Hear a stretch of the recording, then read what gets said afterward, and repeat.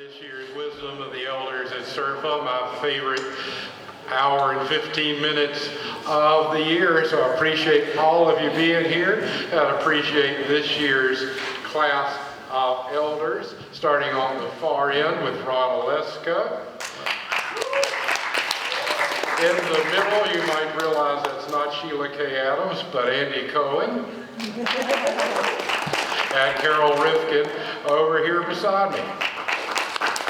So as always, we're going to have a fun conversation that I hope turns illuminating in some aspects as well. But let's start off as usual by asking each elder to briefly identify themselves, where they're from, and what they do in the music. So we'll start with you, Ron. Well, okay. I am Ron Olesko, and I'm from New Jersey. Not exactly a southern state, but I'm really happy to be here. I've been doing folk radio technically since 1980, although I've been with WFUFM since 1975. We're a station in northern New Jersey. And over the years, I've had some wonderful guests, including Andy on my show. And in 2019, because of some situation with my day job, I took an early retirement and started folkmusicnotebook.com, which is a 24/7 internet channel. And I'm also involved with the Hurdy-Gurdy Folk Music Club in Fair Lawn, New Jersey. And I can rotate tires and clean windows, so I'm available for anything. But folk music's always been part of my life since I was a kid. I remember growing up during the folk revival, listening to Captain Kangaroo, who had puppets and such doing all the songs of the day, so it's always been part of me, and I was lucky to be able to combine it with radio. So that's it in a nutshell. Thanks, Ron. How about you, Carol? Oh, we're going to go down the road. I live in Benton Creek, North Carolina, which is south of Asheville by the National Forest. I have a dog named Bud that I run with. I like to kayak. But I was in the Greengrass Cloggers when I was young on the original road team that went out and about, and we had a really big time. But I also played in lots of bands and went to lots of contests. And I was telling Art, I was living in a little cabin in Henderson County and that belonged to this woman named Elizabeth Donaldson. And in her little cabin were local pottery and some books, some locally written books. And one of them was a man named Frank Fitzsimmons, who wrote for the newspaper, played the banjo, was a really big outdoorsman, and he had a radio show. And I just was so taken with the things that he did. And there was another book by a man named John Paris, who was north of Asheville, and he was a newspaper columnist and similar kind of things and I just was fascinated with that. And I sort of did that. I mean, I play, I dance, I sing. I became a columnist for the Asheville Citizen-Times. I wrote for Gannett, and my byline was Carol Rifkin writes about Appalachian culture for the Asheville Citizen-Times, and I did actually get John Parrish's byline before I left. I did that for more than 20 years, and I do radio. I have a mountain music show on WNCW on public radio called This Old Porch. I've been there for 16 years. I did some stuff, so I'm really good at all the ways it's hard to earn a living. That unites most of us in this room, I think. How about you, Andy? I am creeping up on 77 years old. I was born in Dorchester, Massachusetts, spent the first 18 years of my life in a little town outside of Boston called Sharon. And then when I came of age during the early 60s folk revival. And not only that, because my pop was a labor lawyer, a union lawyer, he negotiated contracts for the meat packers and people like that. He was a lefty, I'm a lefty, and I grew up with, in total respect of of working class culture. Working class music, working class art, working class everything. And it was kind of organized. For instance, when my mom and pop during the 30s went to one of these, they call them commie camps now. They were progressive organizations would establish a summer camp somewhere. The one they went to was Camp Nishkadaigat, which means what? Me worry. Where the music director was the guy who was the music director for the Almanac Singers, Millard Lampell, and the guy that gave you the canoe on the waterfront was Harry Belafonte. then studying acting and singing in New York. This was his summer gig. This is how he got through. He worked, and I'm very, I'm really happy to have been born into this kind of history. There was a folk revival in the 30s that my parents participated in, just like Pete Seeger, participated in it. And then, so when the 60s came along, I was already ready. I grew up on Dixieland music and boogie woogie and all that stuff. So I didn't even like rock and roll. I just went for the acoustic music. Big Bill Bernsey is my key, my hero. Very good. Ron, you were on radio for like 5 years before you became a folk radio host. And whenever I think about college radio at Chapel Hill back in the day, the radio station played through the electrical system in the dorms. It was a powerful station.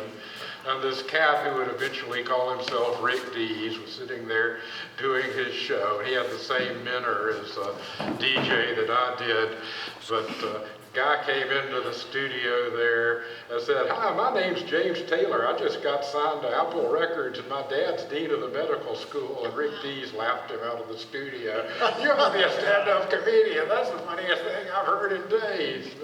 How did you make that transition from being a college radio host to now being a folk radio programmer for more than 40 years?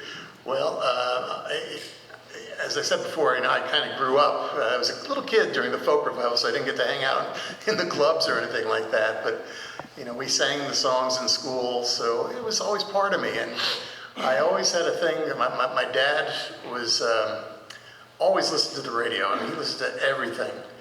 And it kind of turned me on to radio. So when I decided to go to college, the very first day of my freshman year, I joined the radio station. And originally I wanted to be a journalist. I wanted to be doing the news on the station, and somehow I got corralled into doing an overnight radio show, which was alternative, progressive music, rock at the time. But I would always start to sneak in some folk music. And one year, the Woody Guthrie movie, Bound for Glory, came out. And I had heard Marjorie Guthrie was active in New York City, running the Woody Guthrie Foundation and the Committee to Combat Huntington's Disease. So I contacted her. I said, "I'd like to do an interview with you." And she graciously came to our studio. She brought a gentleman named Tom Taylor, who was doing a one-man play as Woody Guthrie. The station director at the time was like flabbergasted because he didn't know. We never had guests with playing music on the station. And I did this special with her, and it got a great response. And so I started putting more and more folk music. Well, to move forward a little bit, I graduated to college, and we had a new station director who loved roots music. And he was starting a format which he called Music America, which was a blend of everything. And he asked me, he goes, "You like folk music, how about sticking around to do a show on Sundays?" Well, I didn't have a job yet. So I said, "Okay, I'll do a show on Sunday afternoons for a couple hours until I get a job." I did get a job, but I'm still there. And, it's kind of grown. I've got to meet so many people and watch the music and radio evolve over the years. So it's just something that's kind of grown organically by being part of the community. And how did the idea for Folk Music Notebook come to you? Okay.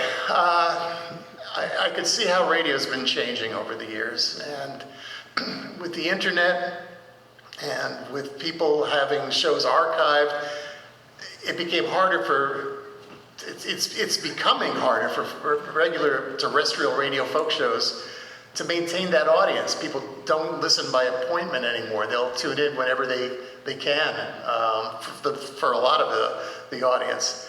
And I started seeing, folk shows. All right, I'm going to be 66 in a month, so I guess I'm the youngest elder here.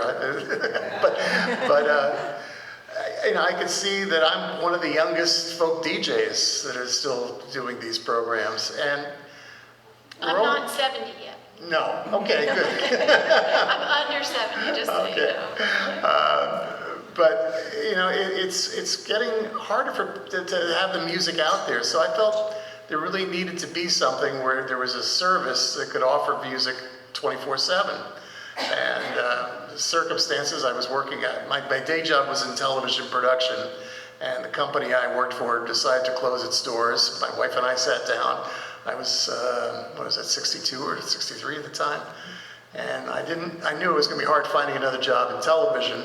And she said, look, why don't you do this, do something else? And I had this idea for this radio channel. So I said, let me do it. And I've devoted myself full time to it. It's not a paying job. I'm just trying to keep the channel self-sustaining and pay the bills so we can pay the music publishers and all the tech fees. But it's just been something that I felt there was a need for, and so far it's been pretty successful. We just celebrated our 4th anniversary, and fingers crossed we'll be around for 5 and more. How did you come to have a show on WNCW? And for those of you who are not local, WNCW you can hear here at 88.7, but it blankets all of western North Carolina, parts of northeastern Tennessee, and the upland of South Carolina. So it covers a vast area. Kind of WUNC and WNCW kind of divide North Carolina between the two of them. But how did you end up on WNCW on Sunday afternoons? Joe Kendrick, who's now the station manager at WNCW, came up with the idea for a show called What It Is on public radio. And it's basically a show where people argue the different sides of an idea in music. And he decided he wanted to have people who were as far apart in their musical realms on that show. So he had like Fred Blurt from Blurt Magazine, the rocker. Fred was on it. He was my favorite, I think. It was like there was somebody from rock, there was someone, a lot of people, most of us had been in music and journalism, but I was kind of the hillbilly that was in there to say, what? Kind of. It was great. People loved it. It was on for 5 minutes every day. We'd go down and record them in segments, and I had never laughed so much in my life. I loved arguing with them. It was great. And I learned a lot. And people were just taken back that we would argue about something that was a given or whatever. So anyway, I made that a long story. But while I was down there, they said, hey, you're really good on the radio. Do you want a radio show? I said, well, I don't know anything about radio. And they said, that's okay, we'll teach you. And I started out there was a really famous DJ there named Dennis Jones who did the Bluegrass Show. And I started out working with him in training. It was too much like work. I lasted a year doing that one. I said, this is kind of too much for me. They said, well, how would you like the Mountain Music Show? And I said, that's me, so I'm still doing it. You also are coordinating the JAM program in Henderson County and thus working with young people. Ron was talking about how the age of folk DJs a minute ago. Do the young musicians you work with in JAM listen to the radio? They listen to specialty shows. They don't turn on the radio. They stream it. When their parents allow them.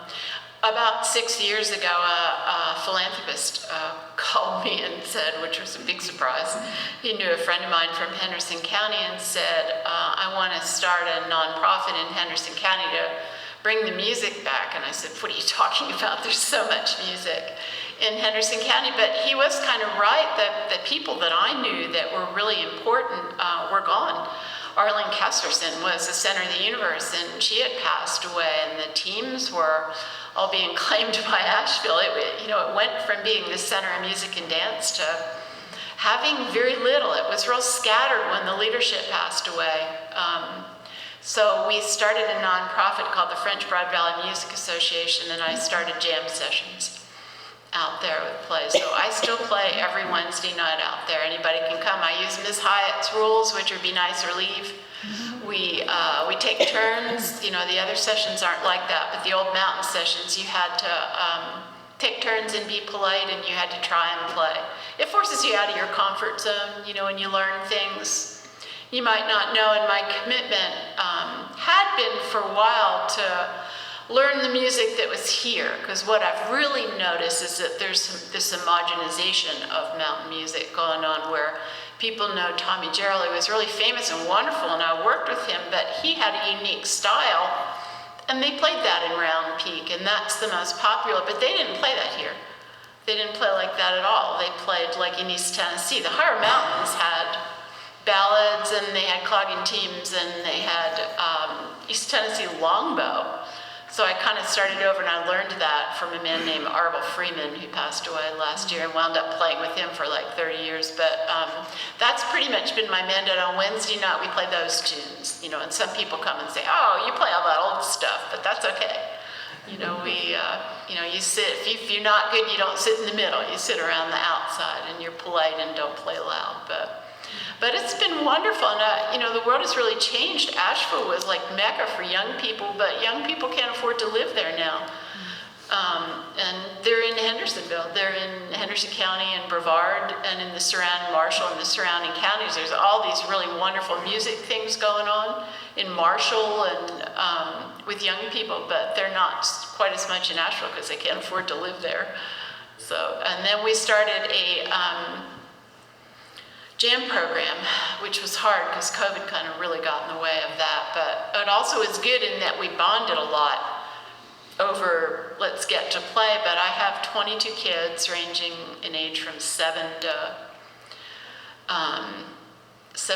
13 is my oldest. I think he just turned 13. And if you know me, I'll suck you into coming and helping the kids. Andy came and played for the kids all day. They're awesome. I have like 15 little girls playing fiddle. It's awesome. Some guitar players, and then I have a banjo teacher who comes and does that. We stopped doing dance because of COVID. We could still sit 6 feet away and play outside, but dance was kind of out, and I'd like to put that back in. And it's been a really hard road financially to raise the money to keep the program going. It's probably the hardest thing I've ever had to do. I've never had to raise the money before to keep doing what you want to do, but it's pretty great, really, and it's really growing, and Henderson County's really gotten behind us in support, so that's that. Yeah, back in the mid-1980s, I had a job in Nashville working in radio and TV, but they never paid me regularly enough to move up here. So I commuted back and forth and slept in the office. But in those days... you had a bunch of jobs that brought you that. Yeah. Don Petty was trying so hard to get the Asheville Junction alive again, and folks were all filled with nostalgia for the Asheville Junction. And I didn't know anything about that because I just come up here to work for Fire on the Mountain and the Liberty Flyer. I loved those, though. I loved Art was really involved with some wonderful projects. Yeah, and I'm glad the Cloggers had an office or someplace to escape my office in Lawson to go hang out with y'all on Wall Street. Yeah, Cloggers with an office on Wall Street. We just won't mention those Wall Street. It was past my time, but yeah. Andy, tell us about when you came to Asheville and about starting the Asheville Junction. In 1970, I was involved in a musicians co-op in Saratoga Springs called Wildflowers.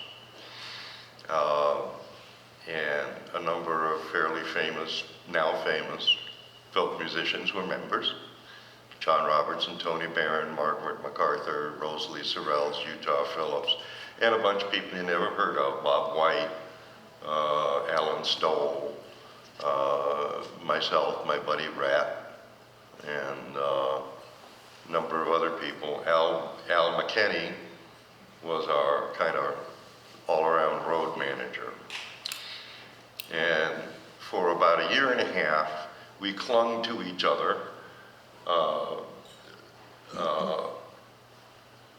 trying to make a living playing music.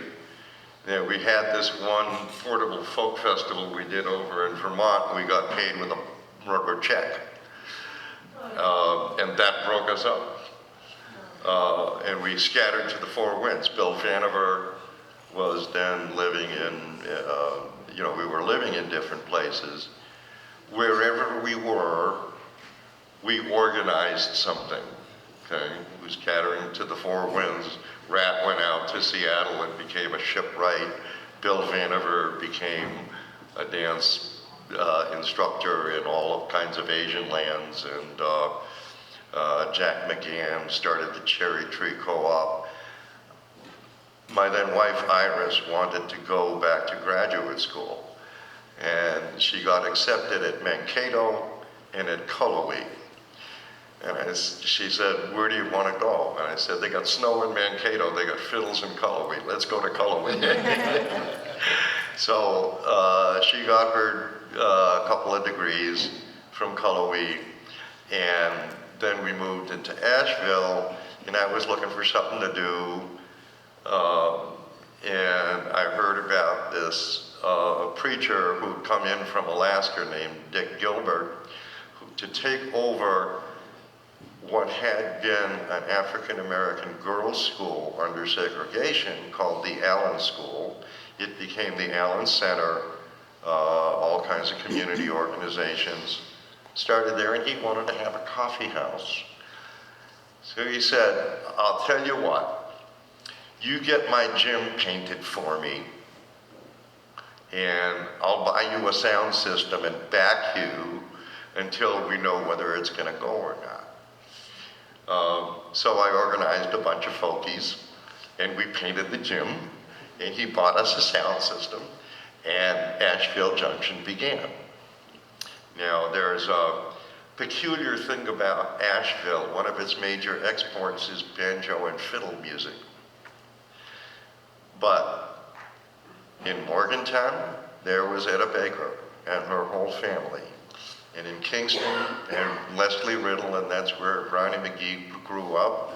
And Reverend Davis came from near Greenville, and Ted Bogan and Pink Anderson and Simmy Dooley were in Spartanburg.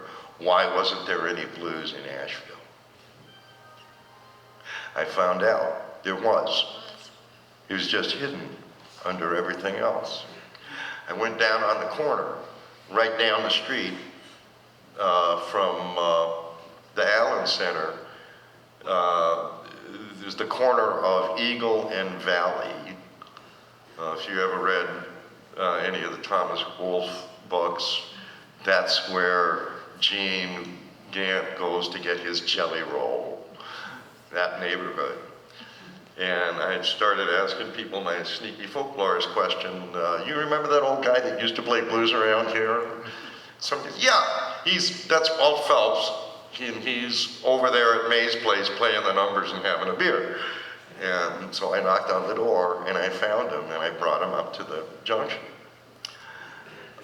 The junction was the only place in town that paid musicians. All the bars paid the musicians in beer. And we paid $50 a night in 1974. Wasn't it dry still? Setups. Oh, No, actually, right. no, you Brown could get bag. beer. You could brown bag, really? Yeah, there was lots of bars there. Bars all over the place. As many bars as there were churches. And, they sort of functioned in the same way. Taverna and tabernacle have the same etymological root. what my purpose was in starting the junction was to give the locals a place to exhibit their many, many skills. Don Petty, Wayne Erbson, Andy Lally, I still see Andy. Tim, the Abel brothers, they were all playing around town, mostly for nothing. And we were able to give them a place to play where they could build a following in a non-alcoholic setting and get paid. The major accomplishment of Asheville Junction was that because we were paying people, the bars had to too. And I was very happy about that. I was also happy that I ran the only integrated club in the city. We had, my very first act was Bessie Jones. Oh, Yeah, very first one. And she came and she completely charmed the 200 kids that were in the daycare center. I had Dan Smith, I had Walt and Ethel, Johnny Shines. I was able to present at one point The Boys of the Law. So I felt pretty good about running the junction. And, you know, once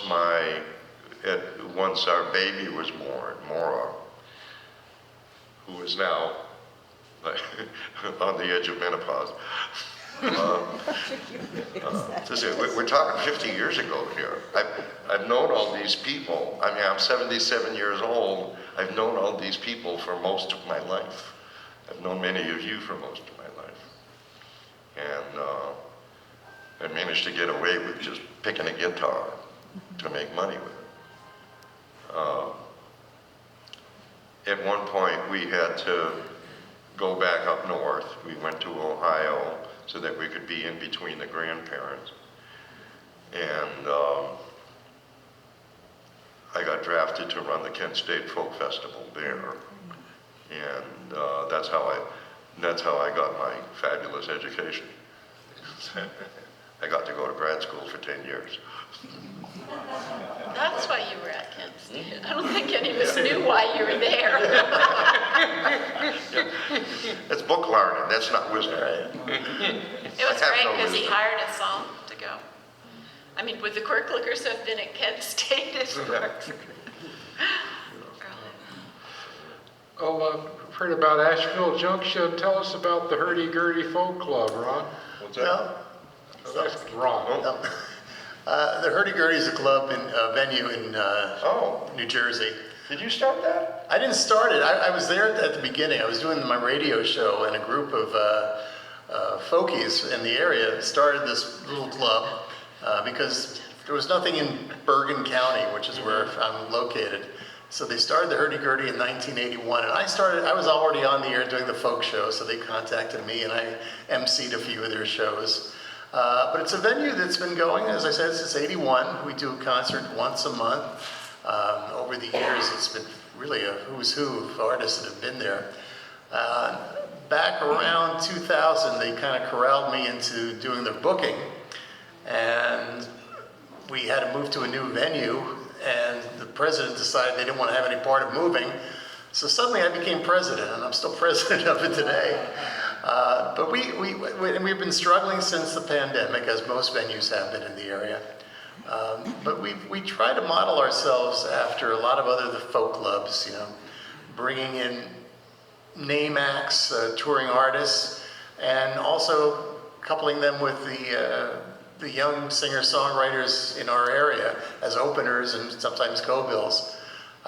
You know, being in the New York area, you know, the Greenwich Village folk scene has always been a part of it. I was also peripherally involved with Speakeasy during the early days in Fast Folk, you know, having a lot of the guests come on, Suzanne Vega, John Gorka, Jack Hardy, and so many others, Christine Lavin. And so we're kind of more singer-songwriter oriented, I would say, in the New York area, which I know we could get into a whole other discussion of what traditional music and folk music is. But that's kind of the way that hurdy-gurdy kind of evolved as well. We do try to mix it up, just like I do on Folk Music Notebook, with more diverse styles of music, from traditional to contemporary. One of the nice things about our area is that I think it is a very diverse area, and I think we're seeing that more and more as time goes on. I mean, when you think back on the folk revival of the 60s, some of the big names were mainly white guys. There was fewer women, fewer people of color. You could probably name them on the hands, some of the other areas, but now it's, I think, opened up more. And we've tried to reflect that at the hurdy-gurdy, trying to bring in new artists. But, again, with an older crowd sometimes, it gets hard to get them to come in and pay money for a ticket for somebody they don't know. Being in the New York area, there's so much competition, not just folk clubs, but other activities. So that's something else that we've been struggling with, but we're doing our best to keep it going. Very good. And while we're on the topic of presenting, Carol has been involved since the beginning and got at the 50th festival last fall, got the ceremonial robe to acknowledge it with the Lake Eden Arts Festival, which takes place on the north side of the highway at the second campus of Black Mountain College. This was the original campus here up in Robert E. Lee Hall, and then it moved to its own campus up at Lake Eden. But tell us about LEAF. It's next weekend. There's a big one in the fall still, and COVID, of course, has changed the face of the festival business. But gosh, that was a long time ago. Jennifer's brother came to me and said, my sister wants to start, I had taught his kids music, and my sister wants to start a festival, and we need someone in the music industry. We want it to be somebody we know. So that was, we just got along, and she wanted to buy, there was a festival here called the Black Mountain Festival that had had a bunch of difficulties.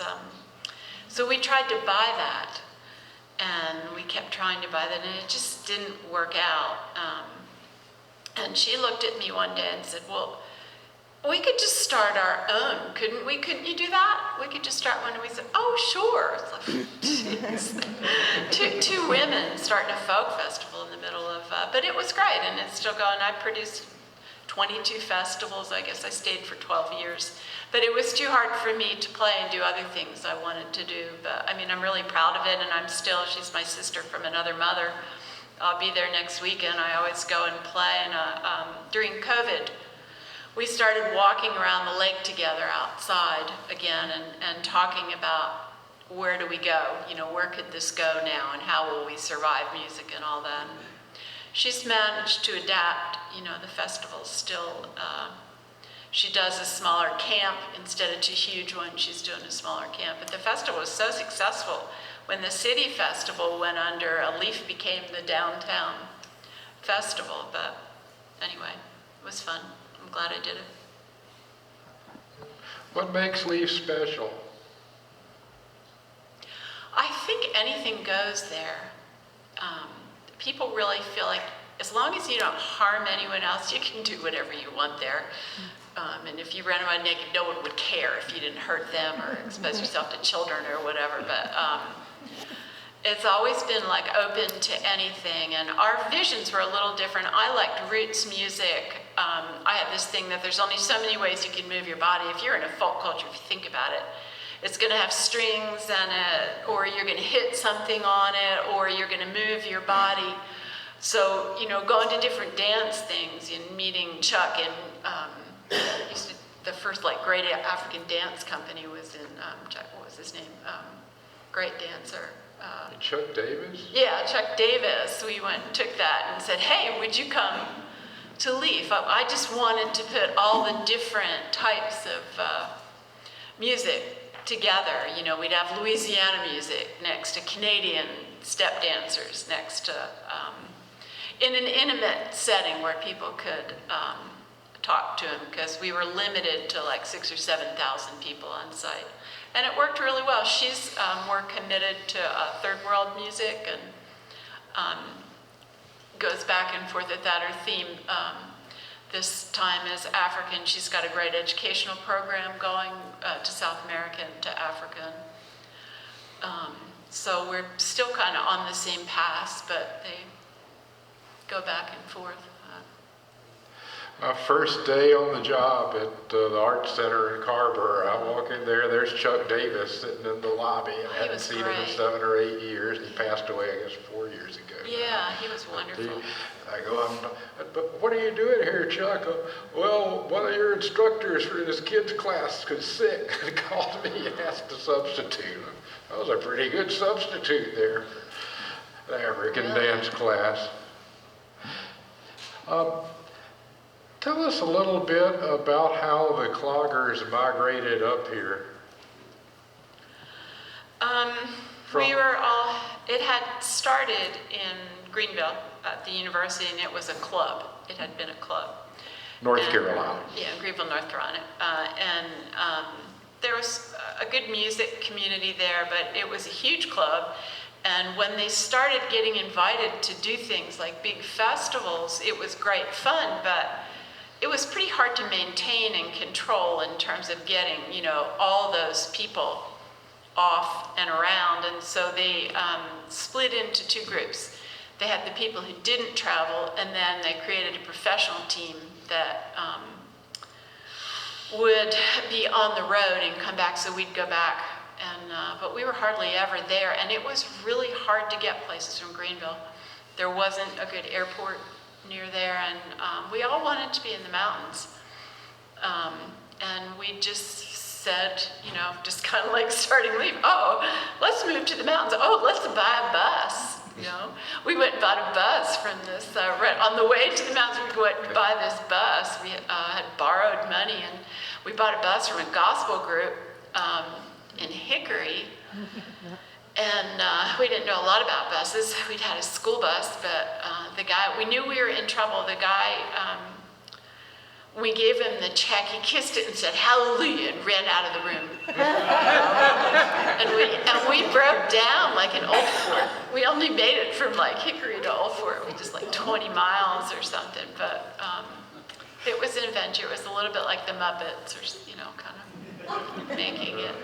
So some people made it to the mountains and some people didn't, and they talk about it, we moved here to them, but in reality it was kind of a slow trickle of who had a place to live and where you could be. And I never made it past Henderson County, but I could get to the bus, and we found a bus mechanic, Mr. Lyda, in downtown Asheville, who could keep the bus running. So. Well, y'all were a bunch of inexperienced hippies. You would have thought in 1962, Clueless.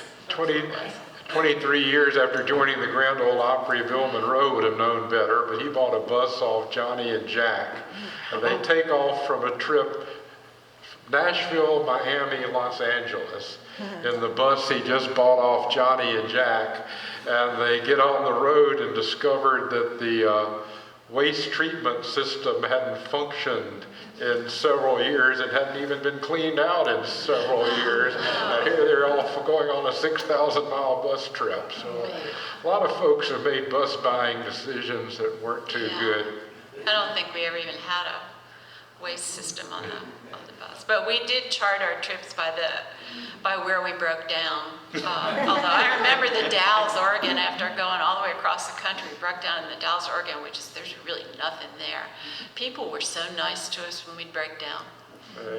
There had been a shoe factory that was closed down, and some of my favorite dent shoes came from there, but the best people we met were often, when we broke down, we'd have no money, we'd be stuck somewhere, and people would feed us and say, my brother's a mechanic, or, if you can pay for the parts, but, we lived on $75 a week. We had a draw, and we'd take the pay and put it in and live on a draw until I lived on $75 a week for a long time, and had a lot of fun. So. Andy, Do you feel that your academic chops, and you have more of those than most folks even in this business, which is full of ABDs, but do you feel how do you feel your academic background in anthropology and archaeology has shaped your approach to the music? It gave me a place to stand and look at the whole thing at once. When we do gigs, we are tracing a route. Each of us is tracing an individual route through an existential situation that has concrete limits, and you do what you have to do to get there, get the gig, get to the gig, get over at the gig, and get on to the next one. But you are also encased, you are embedded, perforce, in a whole society, a piece of which is the folk world. Okay? In our contacts, what we try to do at places like SERFA is maximize the commodifiability of our profession.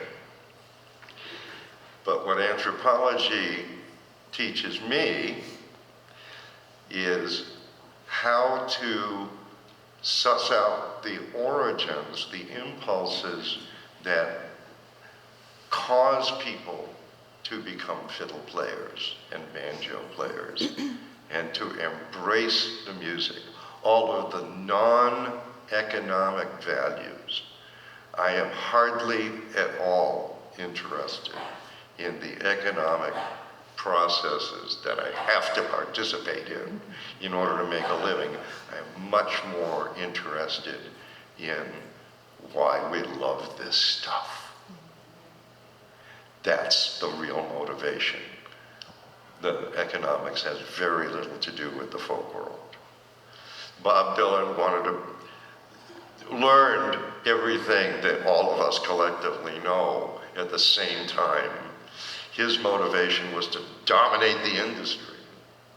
I just wanted to make 50 bucks a night, every night, forever. That would satisfy me, and it would still satisfy me. So, how did you go from there to starting a record label in this day and time? I married the boss.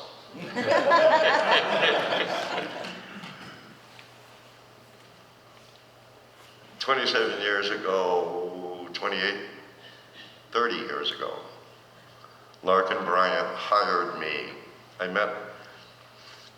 knew her then boyfriend, Dennis Batson. The two of them were involved in starting WEVL in Weevil Radio in Memphis as the community station there.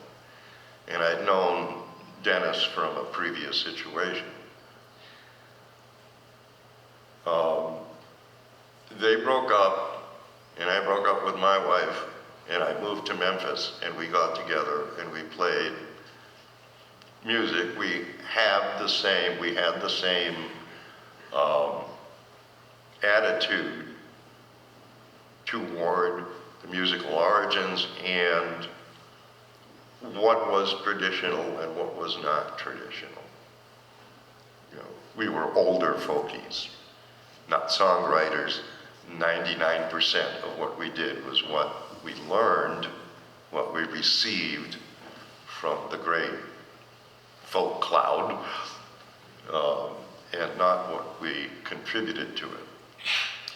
Larkin died a couple of years ago, and I inherited, so I wanted to carry on in the manner that we had been doing all these years. So in the last year, I've gotten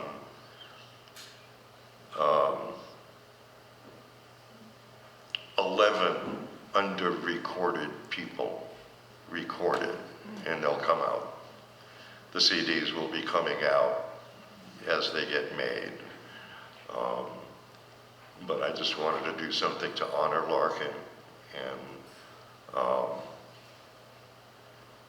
continue the exploration of the non-economic value of folk music.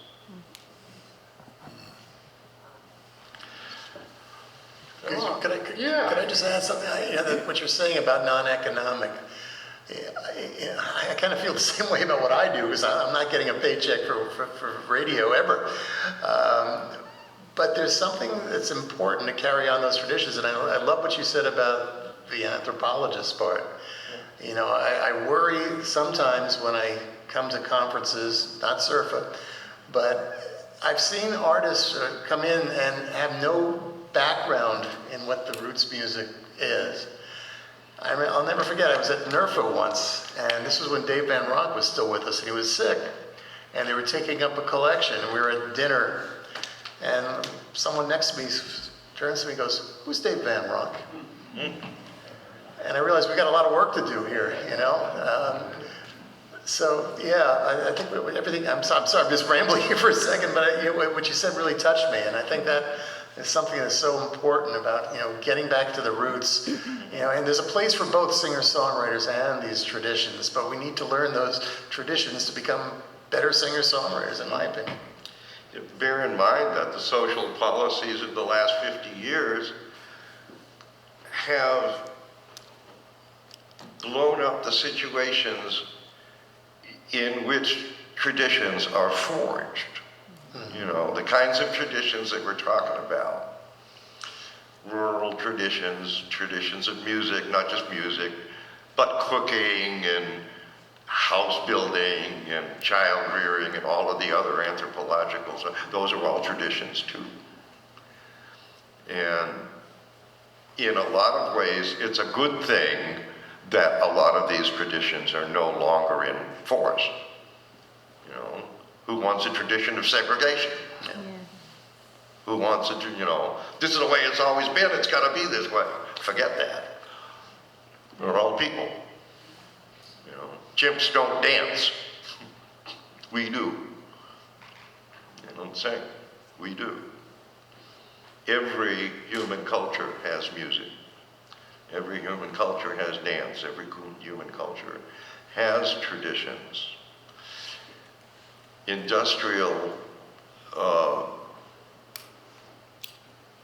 Industrial Revolution has done a great deal toward breaking up those traditions. So when you see a, quote, folk singer on stage, they are assembling shards, like potsherds, and presenting them to you in a commodified manner, organized by a bunch of volunteers.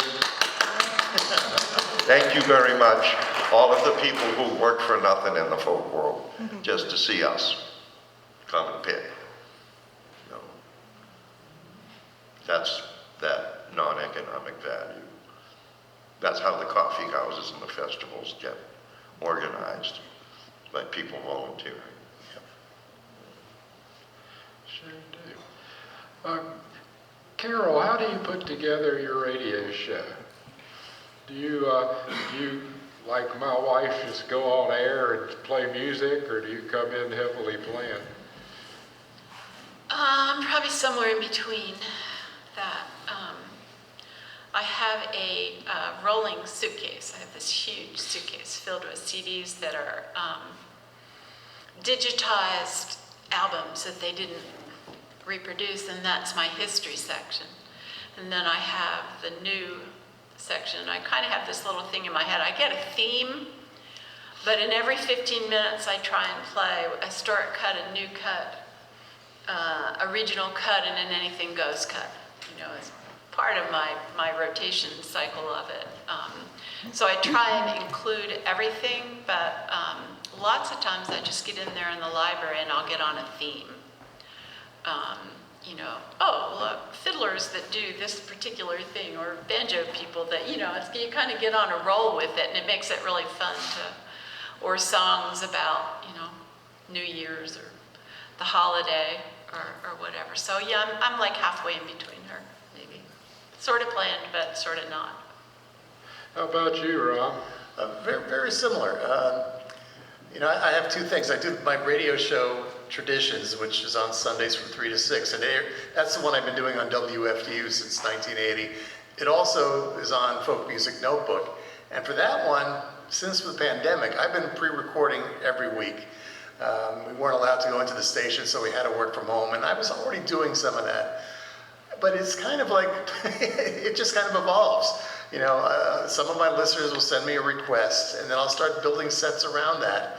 Or I'll get a new recording that comes in and say, well, where can I take this?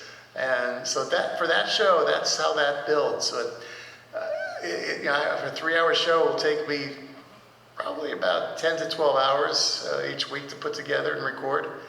My wife says I spend way too much time worrying about it, but you know, let me go back and fix this, you know, no.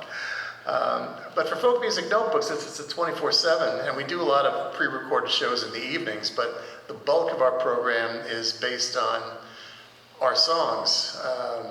And I found that we have the most listeners during the day and the afternoon, which is kind of traditional with radio, but they seem to prefer just hearing the music. So it's a matter of building the database so that the songs play in an order that'll make sense, yet show all the different styles and keep it interesting for the listener. So it's been challenging, and I've been learning a lot from that. Internet radio and terrestrial radio are basically two different animals, and I'm still in the learning process on that one. Yeah, we did continue during COVID to work in studio, and it was hard. Yeah. It was, you know, between your shift, masks, and you can't really wear masks on the radio, but to trade places, and we'd wipe the seats down and wipe off I remember like cutting off the station, trying to wipe off the thing with Clorox rags. And we'd go, what has she done? You know, we're off air or whatever. We went through and the then same thing. masking the big mic Yeah. kind of on there without damaging it. We had these filter things that, it was hard. Yeah, I went back a couple times when they lifted the orders, but then I found the same thing. You know, I had my own little mic shield, windscreen, but we also, the station, the CD players weren't working because we couldn't afford to get them fixed. I said, Everything was dirty too. It's all guys. Yeah. Oh, it was gross in there. So it just became easier to, and I do primarily everything off of file base. I have a large database now on hard drives, and I find it much easier doing it that way. The times they are changing. We use a mix of Audio Vault, and I'm running an Audio Vault on one side and that, you know, the NPR kind of thing on the other, and then I have 3 CD trays that, because in the mountain music, there's still a lot of things that I want to play on CD, but we also have been putting them into an Audio Vault so that we can drop and drag in. But it's a lot, you know, 2 keyboards, lots of things. You know. I make a lot of mistakes. Radio station is someplace to hang out. It's something I think got totally lost with COVID, at least on the little stations I'm involved with. We don't let anybody in now at all unless they're, I mean, the doors are locked. We have our it's really sad to have lockdown protocols, and not just for COVID, but for guns and everything. It's just kind of heartbreaking, you know, to look at the list on the wall and say, God, it's just, you know, I'm in a radio show and I have all this going on. But yeah, the public's not, they used to be able to just come in and say hi and wander around, so. Yeah, one of my favorite radio stories was from KFAT in Gilroy, California. The original Hell Angels, Sonny Berger's people that hang out at that station. And Sonny Berger gets sent to prison. And the angels come back from the trial all pissed off and descend on KFAT and want the DJ to cheer them up. That guy, that was the scariest show he ever did in his life, making sure he selected one right song after another for his audience there live in the studio. Those days are long gone. And speaking of long gone, I'd like to throw out to each of you about how the work you do keeps this music alive. And do you think obviously Carol's reaching a younger generation in the jam program. For sure, yeah. They love it. They're sponges. They get enough of it. I think how they perceive it is possibly different. They love that, you know, they don't care what it is, they just like it. They like acoustic music, and I'm pretty wide, you know, if they want to play, they can play whatever they want. To me, mountain music was whatever you wanted to play on a string instrument became mountain music. If it was on a banjo or a fiddle or guitar, that's kind of changed. People really want to define it and narrow it down, but I'm still good with whatever you want to play is fine on mountain instruments. It's a living tradition, and the kids just love it. But I don't put a lot of, you know, it's not real defined what it is. Yeah, Andy reaching new generations. Well, we play music because it makes us feel good and it makes the people around us feel good, right? And, you know, that's a value in itself. But music itself is largely insubstantial. It exists in our mind and exists for a moment when we do it, but then it fades away. All kinds of money, calories, material, venues, and human activity, a lot of human activity goes into the preparation and exhibition of what we do. Even if it's just a little church coffee house somewhere, or even if it's just a house concert, even if it's just going to play at a soup kitchen or playing on the street. All of the best things I learned about how and why to do this music, I learned from blind street singers. You know, guys that didn't have much other choice. My role model was Reverend Gary Davis, and after him, Jim Brewer, who used to play came from Brookhaven, Mississippi in 1940, and he played on Maxwell Street until the day he died on 1988. That's how he made his whole living, his whole life.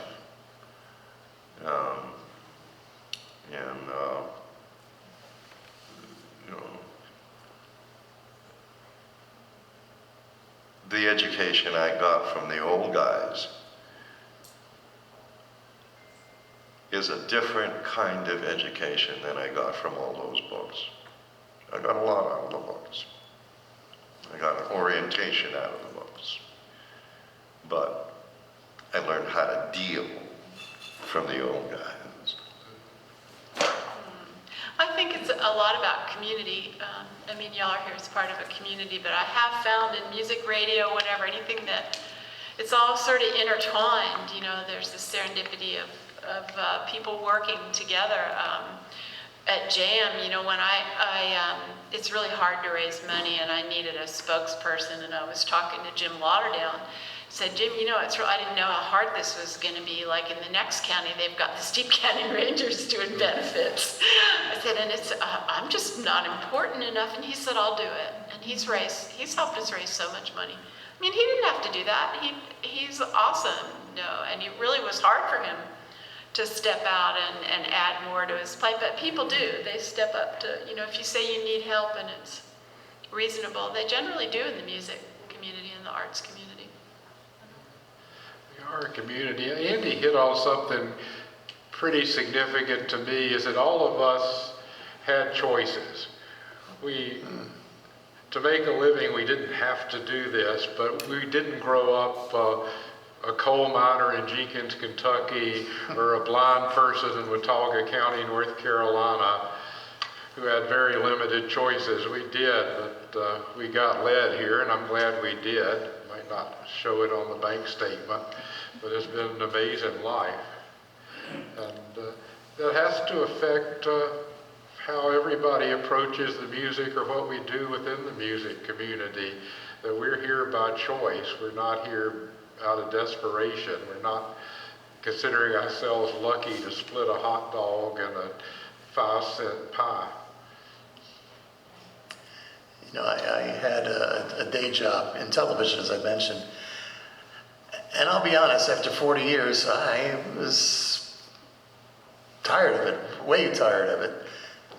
And doing my radio show was always something that I enjoyed, and because it was part of a community. I didn't feel that in television. I felt people were just, backstabbers trying to get ahead and, trying to make money. But there was a different feel in the folk community, and in radio, the non-commercial radio that I was doing, that kept me going. And then when the opportunity came, that's when I started folk music in Oakland. I've never been happier, doing this stuff now, because I'm doing something I love, and part of this community. I mean, being here at SERFA for the first time, meeting so many new people, it really gives me hope for the future. People are always crying, where's the folk music going? Where are the young people? How do we get them involved?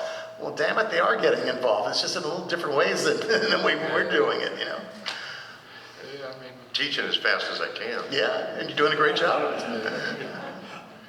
it's definitely the community that attracted me, the people. There's lots of different kinds of music I like. Yeah. Do we have any questions from the audience members?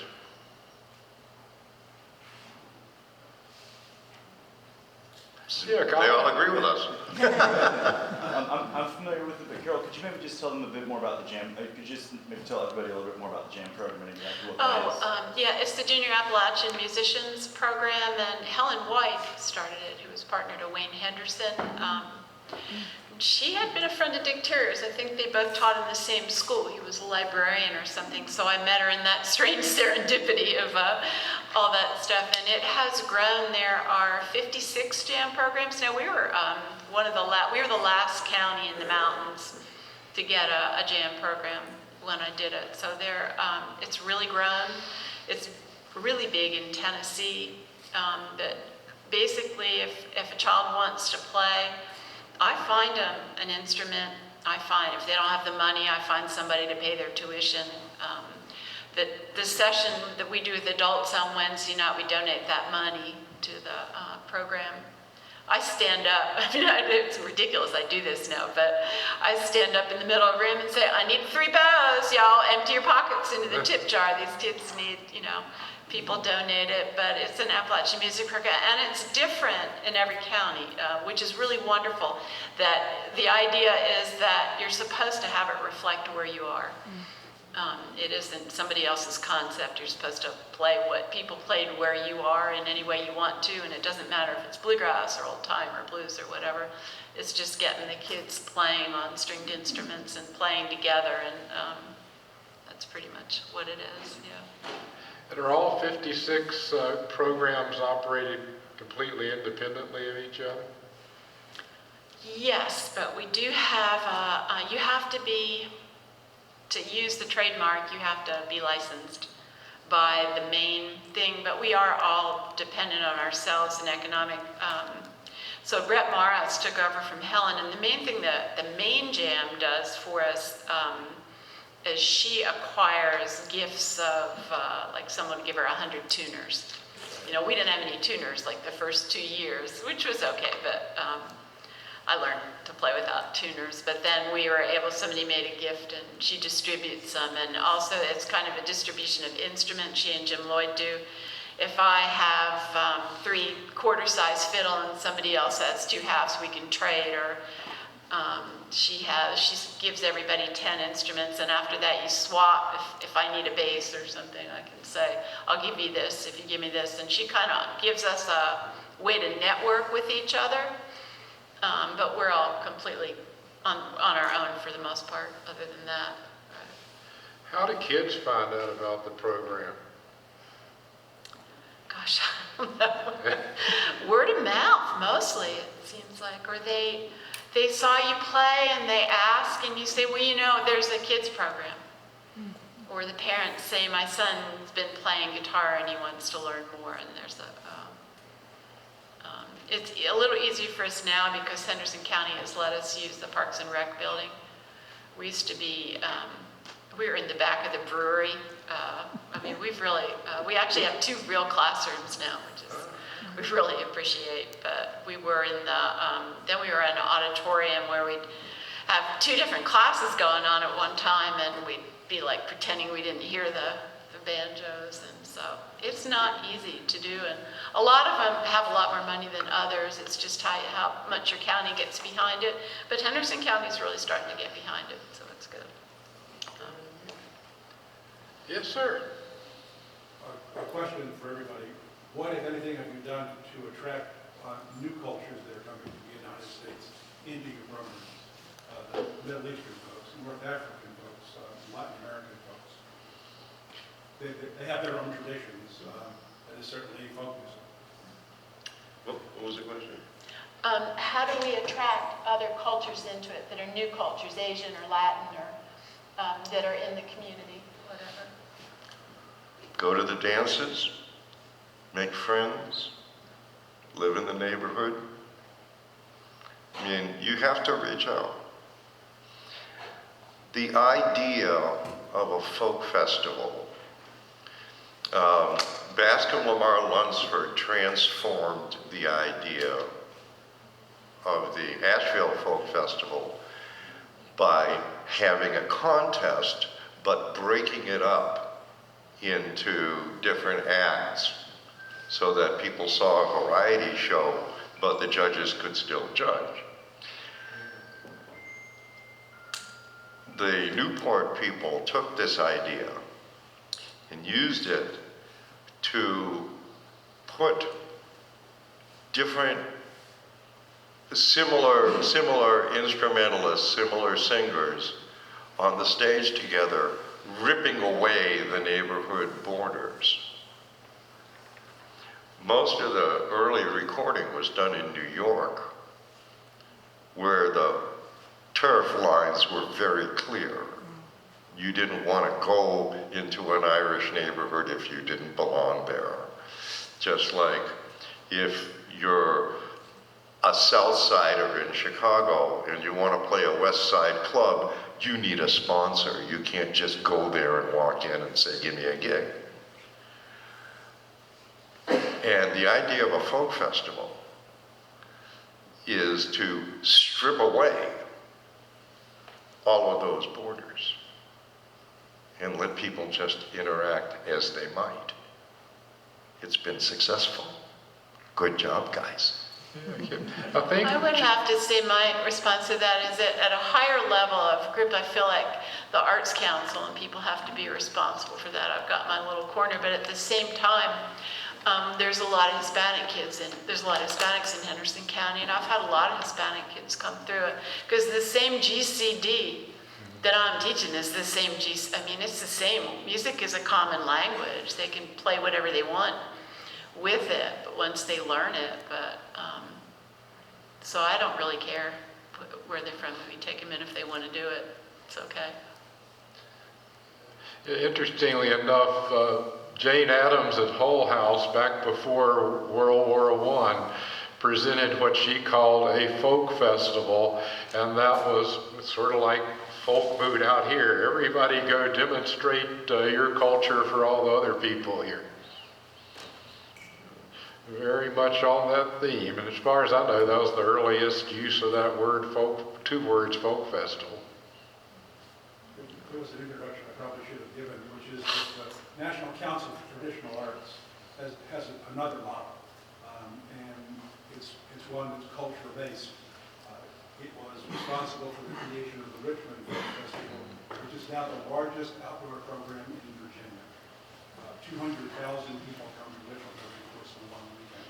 That's almost the population of the city. So there are ways that we, if we open our eyes to things that non-European, I'm European heritage, a lot of us, to bring people who are hungry for their own cultural traditions expressed in the way that we do it, because the way that we do it is intimate. It matters. Yeah, I think Leaf was based on that same concept, I think, of bringing people from different cultures together. It can never be huge. It has to fit on a camp, which is good too. The North Carolina Folk Festival is what was left behind from the Greensboro National Folk Festival by NCTA. And if you understand that model, it makes perfect sense, the spots you hear on NCW and UNC for a fundraiser based in many different kinds of ethnic chefs producing the food that they serve. And of course, it's to raise money for the North Carolina Folk Festival. So if you don't know the NCTA model, that probably doesn't make any sense to you at all. But if you do, it makes total sense. We probably have time for one more question, if anyone has one. Yes. Hi, my name's Chris. I just want to speak to the kind of anthropological aspect. I'm very enamored with that piece as well. Uh-huh. And I think it's important to find out. So I'm doing a workshop today too that's looking at that for Southern West Virginia for the coal fields, but it's just, I think it's important to dig back and find out who these folks were and kind of why they do what they do.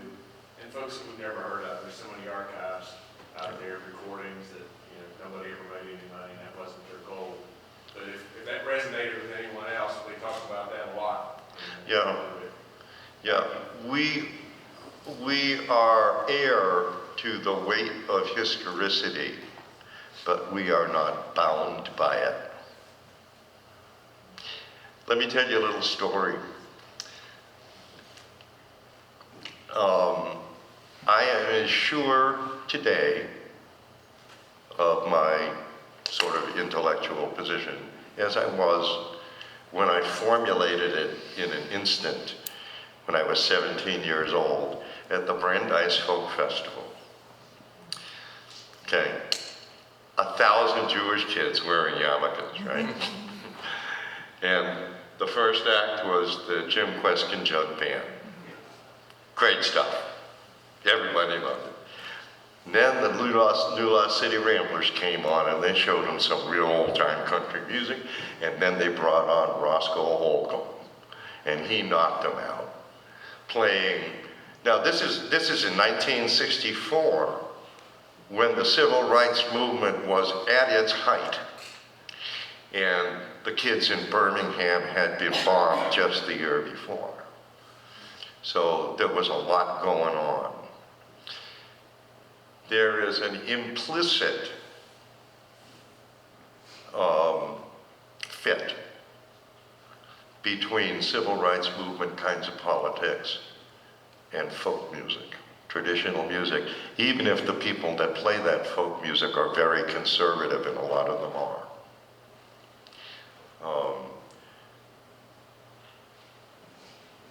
After Roscoe Holcomb, we saw Bessie Jones and the Georgia Sea Island Singers, and they tore it up, and the kids were, they'd never seen anything like that before.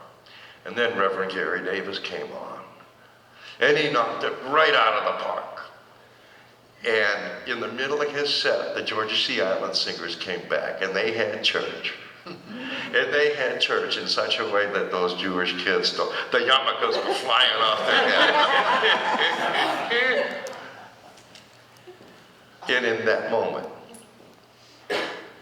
I knew what I was going to do for the rest of my life. That was a really enlightening moment for me. It set my course. I realized that the culture that these people had forged out of nothing, and the rights that we were all fighting for,